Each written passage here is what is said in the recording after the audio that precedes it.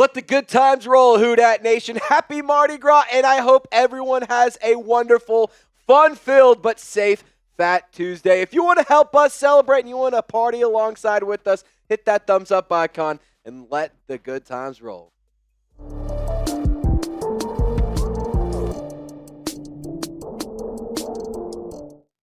Welcome into Saints Now by Chat Sports. As always, I am your host, Trace Girouard. Today's show, we're diving into the latest draft rumors around the New Orleans Saints. A couple of mock drafts, and we're actually pretty telling about where the Saints might go with the number 9 overall selection. So let's start off with the Athletics' Dane Brugler, a draft expert that I respect very much so, and I really like a lot of his work.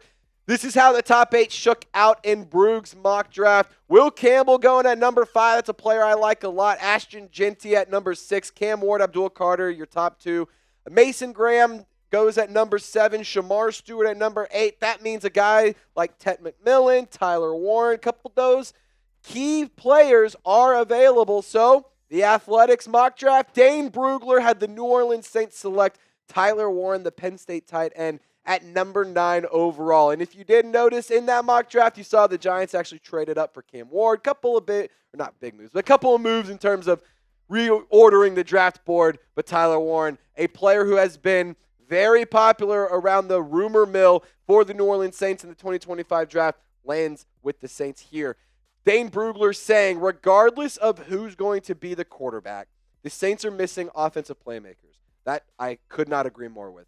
An issue that has allowed opposing defenses to dictate the action rather than the other way around. But Warren and his diverse skill set would greatly open up Kellen Moore's offense. Now, I do believe that the draft buzz around Tyler Warren and the New Orleans Saints is heating up big time. And personally, I love the idea of drafting a Tyler Warren. I think that he could be an excellent weapon, not just a tight end, but an offensive playmaker that Kellen Moore can get very creative with. And if you guys remember, there's a really cool play, Tyler Warren versus USC.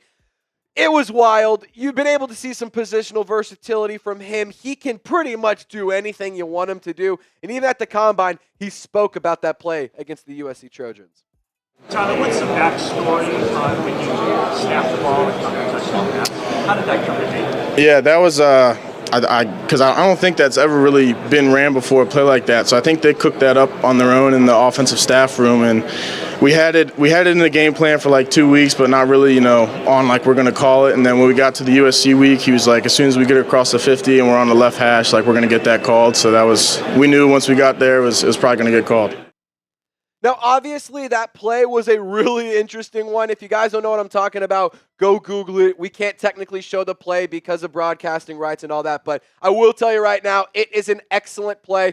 Tyler Warren just proves to be a very versatile player who can line up anywhere, who can do pretty much anything you ask him to do. And I'm not going to sit here and tell you that Tyler Warren and Taysom Hill are the same player, because they're not. And to be totally honest, it's not fair to anybody to compare them to Taysom Hill because he is such a unicorn and he is a one-of-one type player. But, I mean, if you want to get something pretty close, Tyler Warren, he's a very good weapon. He can do a lot of things offensively. And on top of that, not only is he willing, he's multiple. His skill set is very vast. And there's a lot of reasons why I love Tyler Warren.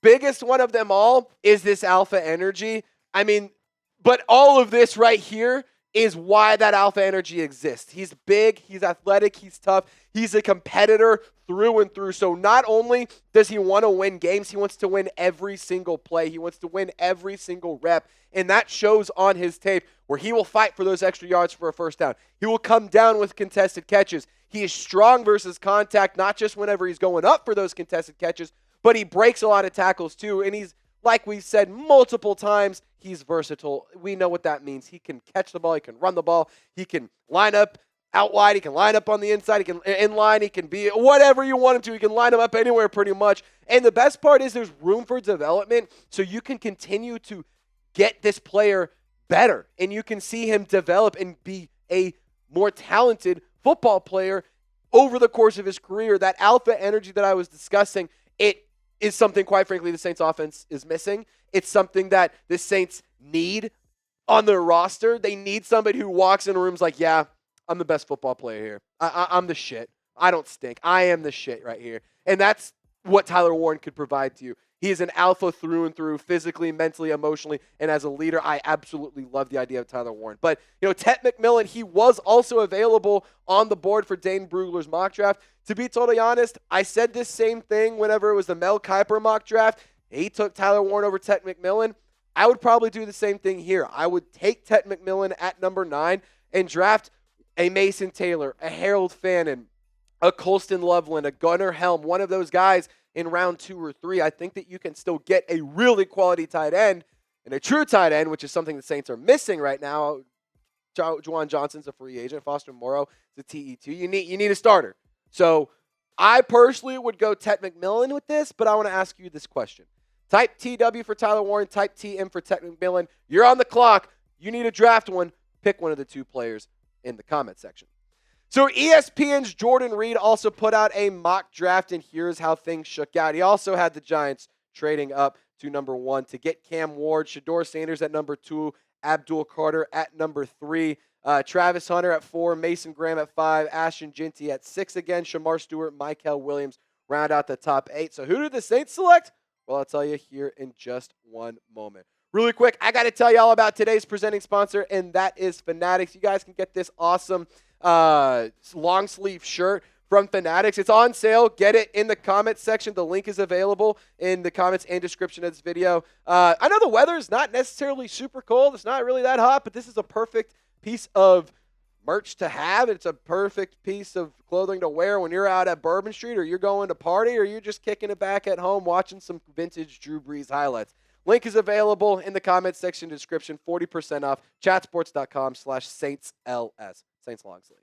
Alrighty, the ESPN mock draft had the New Orleans Saints also select Tyler Warren. And this is a pick and a player that's just getting more and more and more steam around him, which is why things continue to heat up around the Nittany Lion tight end. So Jordan Reid going on to say that Warren finished with a Penn State record 104 receptions, over 1,200 receiving yards, 8 touchdowns.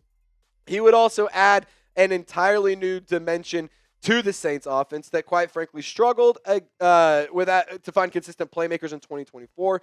He has true formational versatility with the ability to play inline or flexed out. And I get why Tyler Warren is a popular pick. That word, versatility, versatility, versatility. It's something that everyone has been saying, and it's because it's such a key part of his game. I mean, 6'5", 256 pounds, Tyler Warren, he is a guy who can be not only a lethal weapon just across the board, but especially in the red zone. He thrives in chaos. He's a player who's very rugged, and he has the ability to win contested catches, and he can dominate against zone. He can dominate against the man when you're draped all over him in coverage. I mean, look at the production he had last year. I mean, a lot of catches, 104 receptions on 135 targets, a very reliable receiver for Drew Aller and the Penn State Nittany Lions. A big reason why they found so much success last season. They were able to compete in the college football playoff. Not to mention over 200 yards on the ground. I absolutely love to see it. But, we're not the only ones sitting here saying Tyler Warren is a great player. An AFC director of scouting, an anonymous coach or an anonymous director of scouting, I should say, he said this about Tyler Warren. When you ask about the different prospects in their building, Penn State spends about 2 sentences on Warren because not much else is needed to be said. Elite player and elite character. Look, I would love this pick at number 9. I think it would be an awesome selection. I don't want it to get twisted. Just because I would want Tet McMillan more than I'd want Tyler Warren doesn't mean I dislike Tyler Warren. I like both players, and to be totally honest, I think Tyler Warren fits a big position in need, almost so much so that you could get away with not drafting a Tet McMillan. But I think you got to have a big body wide receiver. You got to have a tight end that's available. So I would like to see how the draft board falls. To be totally honest, he likely will be the best player available. If Ashton Jinty's not there and Tyler Warren's there, I'm going with Tyler Warren 8 out of 10 times. Those 2 that don't include it are with Tet McMillan or Ashton Jinty's on the board. And even then, I'd still think about going Tyler Warren. He is that good of a player, and he is that special, and he has been linked to the Saints by a lot of different draft analysts and experts out there. So, guys, thank you so much for tuning into today's video. If you haven't already, be sure to subscribe to the channel. Want to take a quick second to say thank you so much for helping us cross over that milestone of 42,000 subs. We are kicking the Falcons Today channel's ass in our 2025 sub battle.